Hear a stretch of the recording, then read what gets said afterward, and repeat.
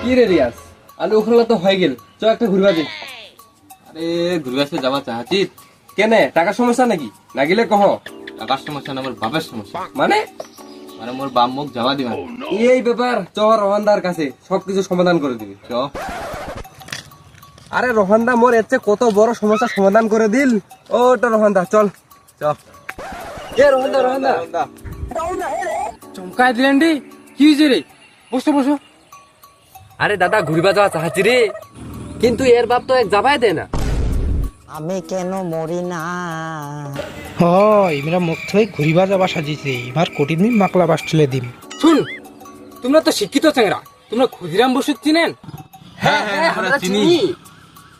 একদিন ক্ষুদিরাম বসু ঘুরিবা যাওয়া চাচ্ছে, ওর মা ওর না যাওয়া দে। তারপর ওই একটা মন্ত্র ব্যবহার করি। কি কি মন্ত্র? মন্ত্র?